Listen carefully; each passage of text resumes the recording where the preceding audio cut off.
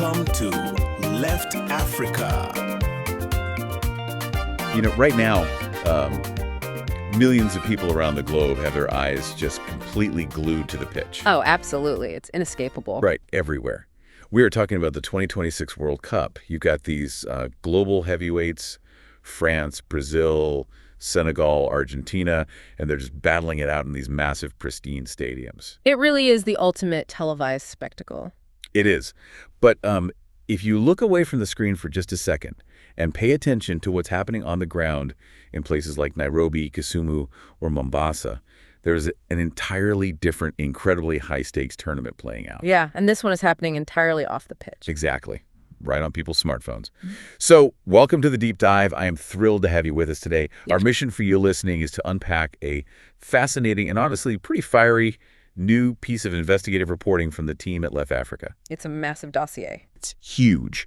And it's looking at how this World Cup has completely supercharged Kenya's informal betting economy. Because we aren't talking about, a few friends putting $10 on a match. We are looking at a shadow economy operating in plain sight. Right. The scale is genuinely staggering. I mean, this unregulated mobile money-fueled betting boom has essentially created a parallel financial system in Kenya right now. Yeah, that's the core tension we're looking at today. Just to put a hard number on it, the LeftAfrica reporting estimates this is now a 200 billion Kenyan shilling industry. Wow. Which that translates to roughly 1.5 billion US dollars in annual turnover. That is just... It's wild. Okay, let's unpack this. Because 200 billion shillings is not pocket change. Not at all. That rivals the annual budgets of several major Kenyan counties combined.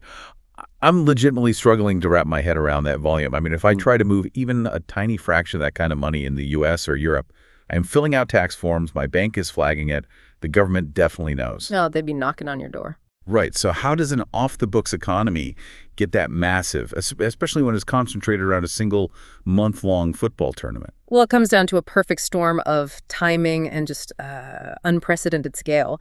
During this specific World Cup, internal data leaked from these major betting platforms shows daily betting activity spiking somewhere between 400 and 600%.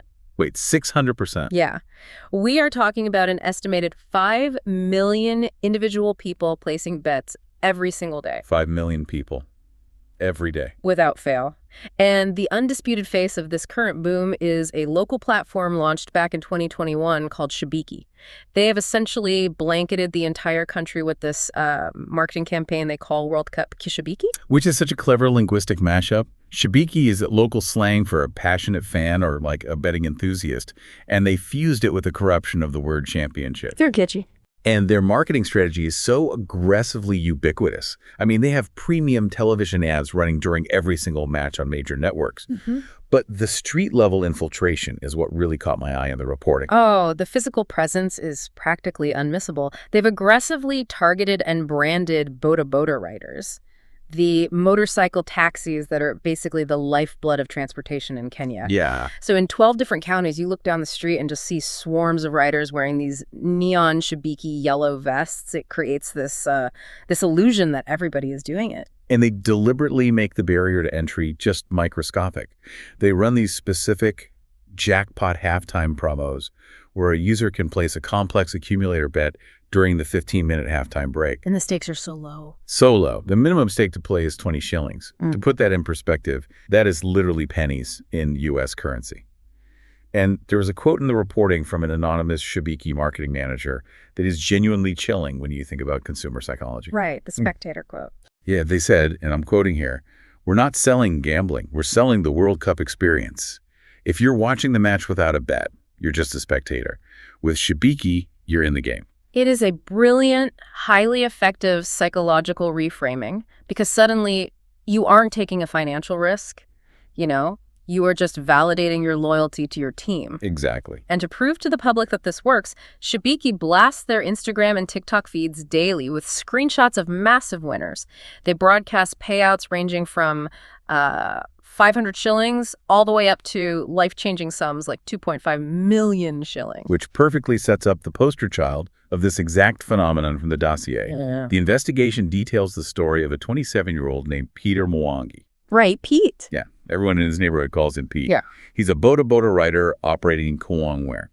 And on July 10th, Pete took 200 shillings, which again is less than $2, and put it on a 12-team accumulator bet covering all 4 of the upcoming quarterfinal matches. We really need to pause and emphasize the underlying math of an accumulator bet here because it explains so much of this boom. Yeah, break that down for us. So in an accumulator, you aren't just predicting one outcome.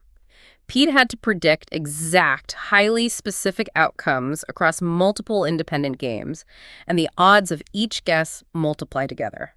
So he bet that Senegal would beat France exactly 3-1. That's so specific. He bet Brazil would edge out Argentina, but specifically on penalty kicks, Nigeria over Morocco, England over Portugal. And mathematically, every time you add a condition like that, the probability of you winning just plummets, but the potential payout skyrockets. The odds of Pete getting all of that right were 4,567 to 1. Astronomical odds. But against all mathematical logic, he hit it. He turned a $2 pocket change bet into over 913,000 shillings. Incredible. The screenshot of his digital wallet went viral across the country in hours. He told the reporters he honestly thought he had received a spam text message at first. But the money was real. He paid off his mother's lingering hospital bills, and he bought his own motorcycle in cash. He said, "I'm still riding, but now I'm the owner, not the hire." I mean, it is the ultimate Cinderella story for the digital age. And for the platforms, Pete is the absolute best marketing fuel money could ever buy. Right. It's like a national lottery on steroids. But instead of a machine drawing random ping pong balls, your ticket is tied directly to whether a striker in another hemisphere misses a penalty kick. It feels tangible to the user. Yeah, it feels like you have some kind of sporting insider control over the outcome. Exactly. It creates a really powerful illusion of skill.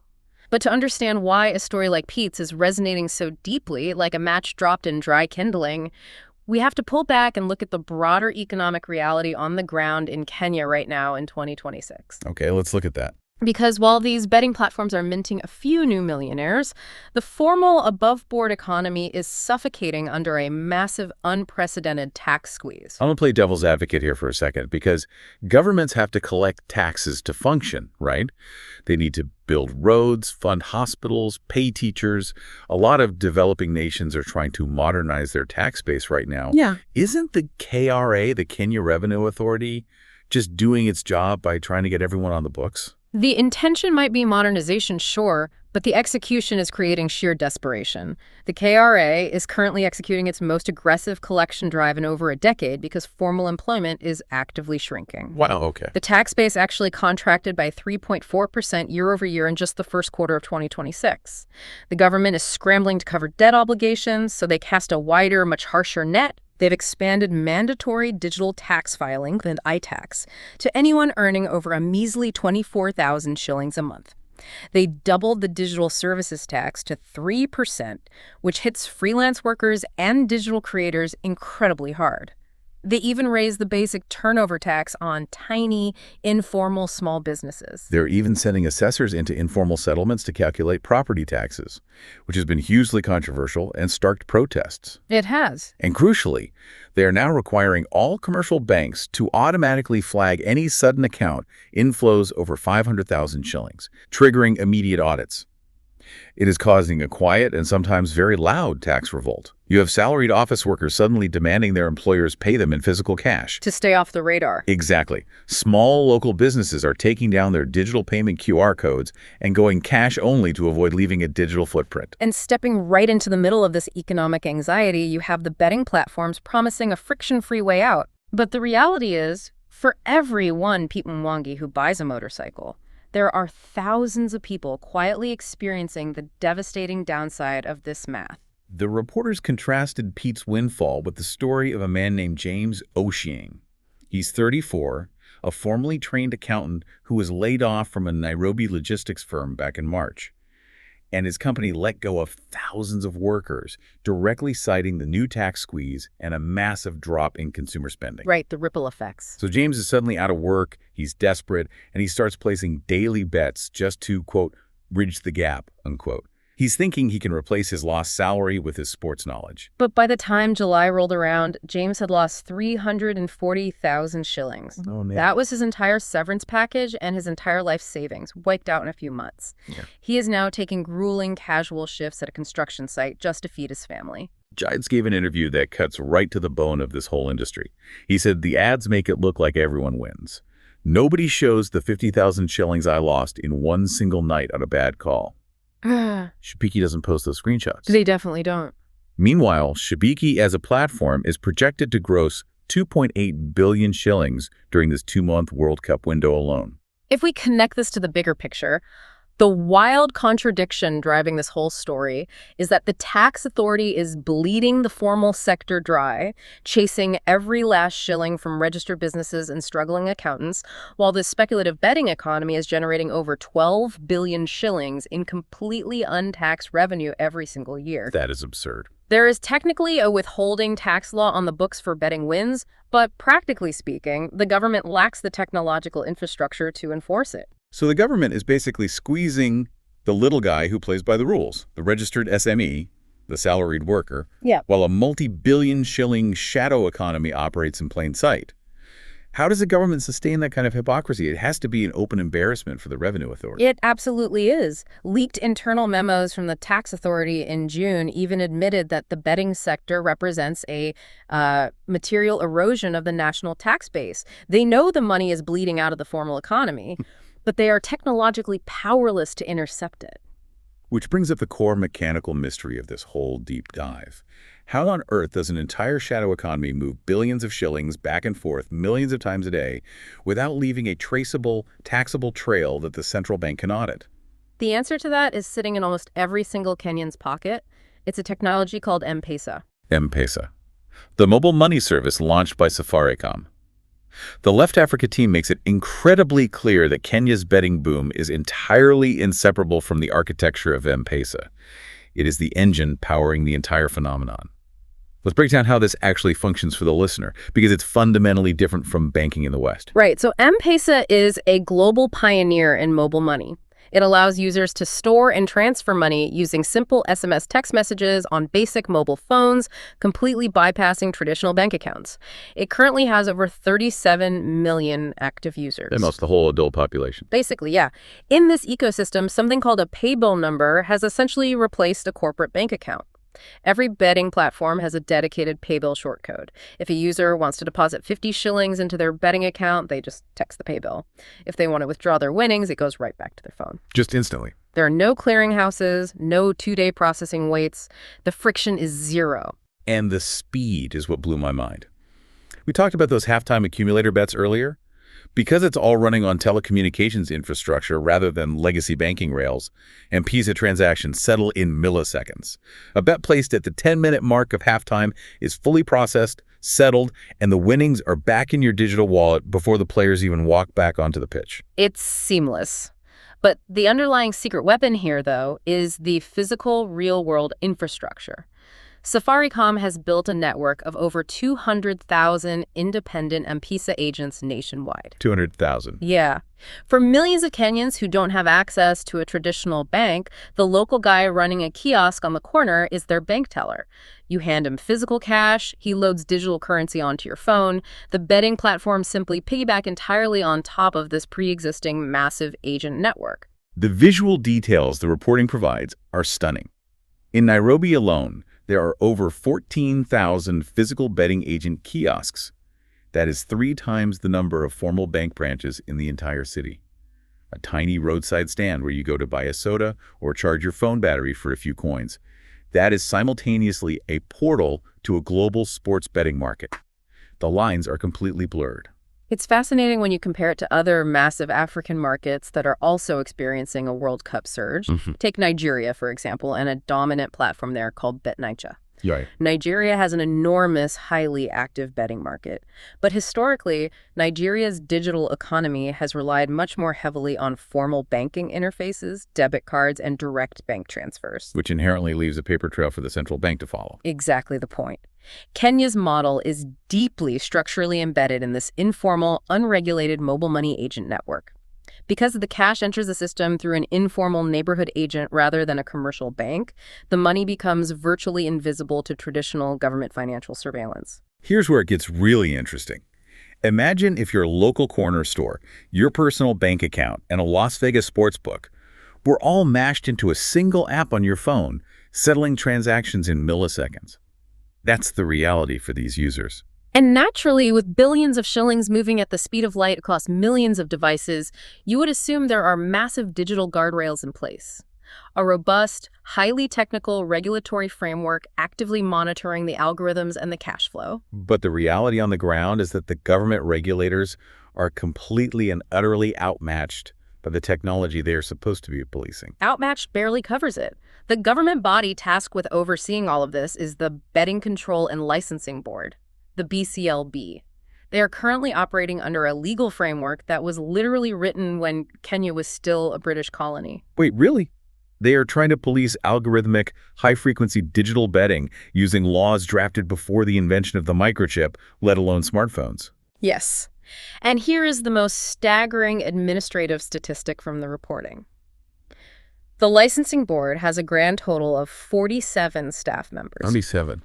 47 individuals are supposed to monitor and regulate a 200 billion shilling high-speed digital industry operating 24 hours a day. It's like trying to monitor a high-speed fiber optic network using a team of 47 people equipped with binoculars and notepads. They have zero capacity to monitor real-time transaction volumes, and when the tax authority finally gets frustrated and demands API access, which is essentially just a direct digital pipeline that would let the government's computers talk to M-Pesa's computers to see where the money is flowing, Safaricom simply blocks them. Yep. They cite strict customer data privacy laws, and the pipeline stays shut, so the government is flying totally blind. And while the regulators are paralyzed in this bureaucratic standoff, the human toll is quietly devastating local communities. It really is. The investigation does an excellent job of not letting the massive numbers obscure the social reality. This is not simply an abstract story about lost tax revenue. It's about a fractured society and a looming public health crisis. It gets incredibly heavy. The reporters documented horrific social fallout directly tied to this World Cup boom. Between January and June of 2026, they verified suicide clusters. At least 7 deaths directly linked to insurmountable betting losses in Nairobi's informal settlements like Mathor and Kibera. And local community leaders say the undocumented number is much, much higher. Down the coast in Mombasa, local social workers are reporting a 23% spike in violent domestic disputes that trace directly back to hidden gambling debt. We are also seeing widespread reports of parents taking the money set aside for their children's secondary school fees and gambling it away on these World Cup accumulator bets, hoping to double it before the tuition is due. And what makes it so terrifying is the absolute lack of a safety net. There is no national gambling addiction hotline to call. There are no state-funded public treatment centers. There isn't even a mandatory self-exclusion system where a user can voluntarily lock themselves out of the apps when they know they're losing control. Nothing. The reporter spoke with Dr. Sarah Wanjiku, a clinical psychologist at Kenyatta National Hospital. She noted that they are dealing with a completely new demographic of patient, young men, mostly aged 18 to 25, who have entirely normalized high-stakes gambling. She points out a vital psychological shift, too. They don't even conceptualize what they are doing as an addiction or a risk. They view studying football stats and placing bets as a legitimate job, as actual labor in an economy that won't hire them. She warns that when the World Cup finally ends and the matches start, the country is going to see a massive, unprecedented spike in mental health crises. That is just heartbreaking. This raises an important question. What does it actually mean for the future of a developing nation when an entire generation's primary interaction with digital technology isn't accessing education or building communication networks or launching a small business, but engaging in speculative gambling cleverly disguised as sports fandom? I want you listening to think about your own daily digital habits for a second. Think about how easily, almost unconsciously, you click, swipe, and scroll through apps on your phone while waiting in line or sitting on the couch. Now imagine those casual muscle memory clicks are actually life-or-death financial wagers, using rent money you absolutely cannot afford to lose, and there is zero public support system. No hotlines, no pausing the game if you fall in too deep. It's a terrifying tightrope to walk. And that tightrope is going to start violently shaking very soon, because the World Cup is a fever pitch, it's an artificial high driving all this liquidity. But tournaments end. The final whistle will blow on July 19th. The confetti will fall. The stadiums will empty. What happens to this hyperactive, multi-billion shilling financial engine on July 20th? Right. The reporting outlines a few different ways this post-World Cup reckoning could play out, and none of them are particularly smooth. No, they're not. There is a real fear of an immediate crash. When the matches stop, the daily betting volume could plummet by 70% overnight. If that happens, you have millions of bettors who are already deep in the hole, desperately trying to chase their losses. They'll start placing high-stakes bets on completely obscure, low-quality leagues just to feel the rush. We're talking betting rent money on the Scottish League 2 or the Mongolian Premier League. If the money stops circulating, default rates on informal microloans will skyrocket, and the local M-Pesa agents suddenly face a massive liquidity crisis. It would be a total system shock. However, the analysts at LeftAfrica assess that a total crash is less likely than a forced normalization. A massive platform like Shabiki isn't just going to let their new millions of users walk away. They're projecting that the platforms will manage to retain somewhere between 40 to 60% of this newly acquired user base. When the World Cup ends, they will aggressively pivot their marketing to push everyday betting. They will hook these new users onto the upcoming English Premier League season, the NBA, and local Kenyan sports. So the fever doesn't actually break. It just morphs into a chronic everyday condition. Betting simply becomes fully absorbed as a permanent structural feature of how money moves in Kenya's informal economy. Precisely. And in that scenario, the tax authority continues to completely fail to capture the revenue. Right. There is also the possibility of a sudden, severe government crackdown. If a high-profile tragedy occurs, perhaps a very public incident linked to gambling debt, it could trigger massive public outrage. Parliament could be forced to fast-track stalled legislation, legally compelling Safaricom to open up that M-Pesa data pipeline to the tax authority. But even if Parliament drops the hammer and cracks down, the technology just moves too fast, doesn't it? If they block the mainstream apps, the industry will simply migrate further underground. It moves to offshore cryptocurrency platforms or encrypted peer-to-peer betting networks run through WhatsApp groups. And at that point, any hope of regulation or taxation becomes genuinely impossible. Yeah, it's a systemic lock-in. The reporting ultimately concludes that this shadow economy is now too big to fail. There are an estimated 500,000 people employed indirectly by this sector, the local agents, the social media content creators, the payment intermediaries. In a country currently facing 39% youth unemployment, no politician is going to willingly kill 500,000 informal jobs. Yeah, you can. The question is no longer if this betting economy will continue. The only question left is if the government will ever figure out how to see a dime of it. So what does this all mean? To wrap up today's deep dive, this investigation is clearly about so much more than a football tournament. It is a profound look at a massive real-time collision. You have cutting-edge mobile money technology colliding with failing, desperate national tax policies, all fueled by the intense hustle of a young generation that is simply trying to survive an unprecedented economic squeeze. It is the ultimate irony, really. The informal economy is brilliantly leveraging the digital tools of the formal economy, specifically to bypass the formal economy entirely. And I want to leave you, the listener, with a final thought to mull over, building on the realities we've discussed today.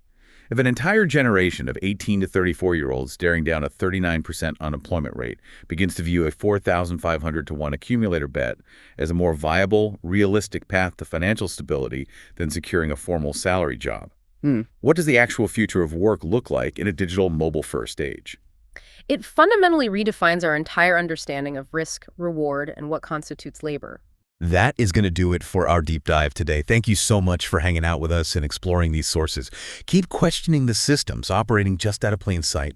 Because while the rest of the world watches the champions lift the trophy in the stadium next week, the real high-stakes tournament, the one with billions of shillings, real livelihoods, and absolutely zero referees, will still be playing out on the phones in everyone's pockets. Catch you next time.